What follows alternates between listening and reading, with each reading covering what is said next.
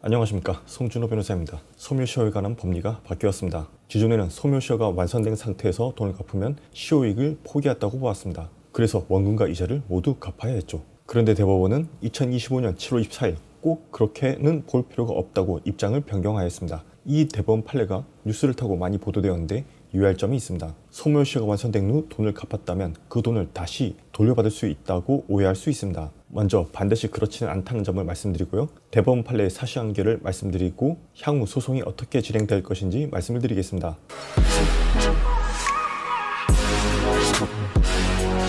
먼저 채무자는 같은 채권자에 대해서 2006년 12월 28일 3천만 원을 빌렸고요. 2009년 6월 20일 9천만 원을 빌렸고 2011년 1월 25일 2천만 원을 빌렸습니다. 또 2015년 11월 2일 1억 원을 빌렸습니다. 원금 합계 2억 4천만 원이 되고요. 물론 이자 약정은 없었지만 각각 법정 이자가 붙고 있었습니다. 그런 상태에서 2016년이 돼서야 2월 6일 150만 원을 갚았고 3월 9일 150만 원을 또 갚았고 9월 30일 5천만 원을 갚았습니다. 다음 해인 2017년 7월 6일에는 1천만 원을 갚았습니다. 합계 1,800만 원을 갚게 된 거죠. 원금과 이자는 각각 소멸시효가 완성된다는 점 알고 계시죠? 원금은 변제기로부터 10년, 이자는 발생한 날로부터 3년입니다. 2016년에 갚았으니까 원금은 아직 소멸시효가 완성되지 않았습니다. 이자 채권은 소멸시효가 3년이니까 2013년분 이전까지는 모두 소멸시효가 완성되었습니다. 2016년 변제일 기준으로 보면요. 원금이 2억 4천만 원에 4개 채무에 대한 이자까지 합하면 4억 원이 좀 넘거든요. 변제 금액이 1,800만 원밖에 되지 않으니까 일부 변제에 해당합니다.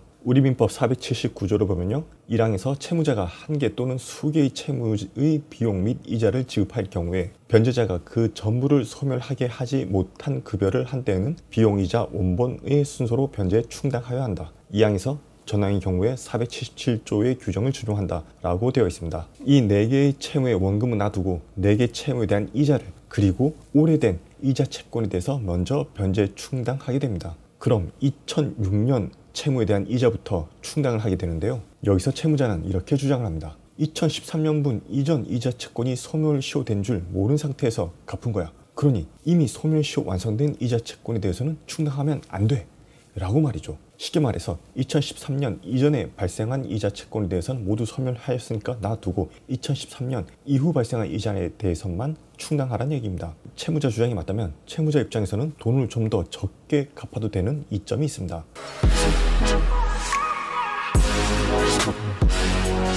먼저 2심에서는요. 시효 완성 후에 채무를 승인한 때에는 시효 완성의 사실을 알고 그 이익을 포기한 것으로 추정할 수 있다는 대법원 판결에 기초해서 채무자는 이미 소멸시효로 완성된 이자 채권까지 모두 갚아야 한다고 판단하였습니다. 넌 이미 알고 변제한 거야 라고 본 것이기 때문이죠. 쉽게 말해 네 죄를 네가 알렸다. 그러니까 네가 죄 없음을 스스로 한번 입증을 해봐라. 이런 얘기입니다. 대법원은 2025년 7월 24일 바로 이 판결에 제동을 건 것입니다. 시효 완성된 사실을 알고 시효 이익을 포기한다는 것을 추정한다는 말, 이 말을 변경한 것입니다. 이미 소멸시효가 완성된 채무까지 돈을 갚는다는 게 말이 되느냐라는 것입니다. 여러분 입장에서도 이미 소멸해서 없어진 채무까지 돈을 갚고 싶진 않을 것입니다. 그래서 대법원은 뭐라고 했냐면요. 시효 완성 사실을 알면서 시효이익을 포기하는 의사표시를 하였는지 여부는 일부 변제에 이르게 된 구체적인 동기와 경위 및 자발성, 일부 변제액과 소멸시효가 완성된 채무액 사이의 차이, 일부 변제 당시 시효기간을 도가한 정도, 일부 변제 당시 및 전후의 언동, 당사자들의 관계와 거래 지식 및 경험 등 개별 사안에 존재하는 여러 사정을 종합적으로 고려하여 객관적이고 합리적으로 판단해야 한다 라고 판시하였습니다.